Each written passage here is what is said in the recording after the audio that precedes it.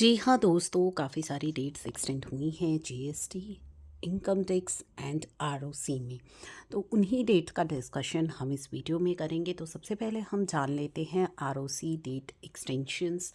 तो यहाँ पे रिलैक्सेशन दी गई है एडिशनल फीस की और एक्सटेंड कर दिया है एक्सटेंशन ऑफ टाइम जो है दिया गया है for filing of financial statements and annual return.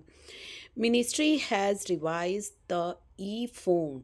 तो यहाँ पे मिनिस्ट्री ने कुछ फॉर्म्स को रिवाइज किया है। MGT 7 AOC 4, ठीक है, AOC 4 CFS, AOC 4 NBFC, AOC 4 CFS NBFC, AOC 4 XBRL for annual filing, which were deployed on MCA 21 version 3 पर जो अभी काम कर रहे थे, पोर्टल पर थे।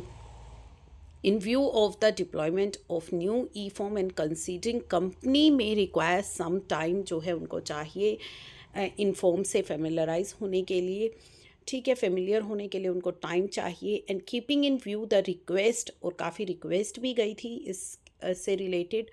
तो यहाँ पे कंपनी जो है, यहाँ पे मिनिस्ट्री ने डिसाइड किया कि companies will be allowed to complete their annual filing for financial year 24-25 की जो एनुअल फाइलिंग है उसको आप जो है एनुअल फाइलिंग आप कर सकते हैं 31 दिसंबर तक without payment of additional fees.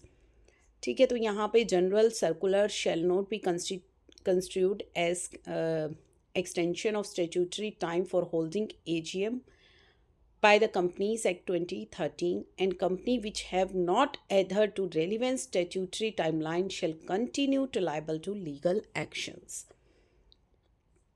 तो ये जो है आपकी डेट एक्सटेंड हुई है आरओसी के अंदर।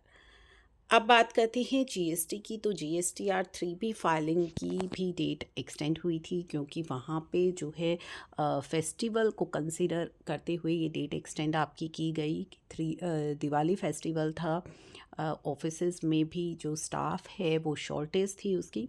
तो ये सब चीज़ों को ध्यान में रखते हुए GST फाइलिंग की भी डेट एक्सटेंड हुई। आपकी GSTR 3B की डेट को एक्सटेंड किया गया। मंथली फाइलर के लिए भी 25 और क्वार्टरली वालों के लिए भी 25 अक्टूबर तक ये डेट एक्सटेंड की गई।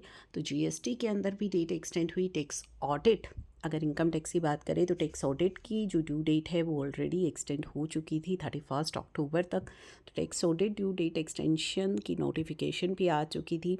But ITR filing due date extend हो जानी चाहिए टैक्स ऑडिट के साथ साथ। ऐसा लोगों का भी कहना है कि 1 मंथ का जो गैप है वो होना चाहिए। गुजरात हाई कोर्ट ने भी ये डेट एक्सटेंड कर दी है और कहा है कि जल्दी ही जो है CBDT से इसका सर्कुलर इशू किया जाए डेट एक्सटेंशन का। बट अभी तक कोई सर्कुलर तो नहीं आया है डेट एक्सटेंशन का, लेकिन अभी हाई कोर्ट की तरफ से ये डेट्स एक्सटेंड हुई हैं।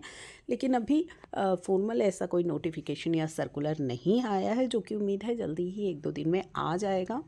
तो ITR डेट एक्सटेंशन की भी काफ़ी सारी यहाँ पे उम्मीद है, बट अभी एक्सटेंड नहीं हुई है। तो ये एक्सटेंडेड ड्यू डेट्स हैं जो 31 अक्टूबर तक जो है अभी आपके लिए एक्सटेंशन हुई है GST और इनकम टैक्स के अंदर। साथ ही ROC की 31 दिसंबर तक डेट एक्सटेंड हुई है।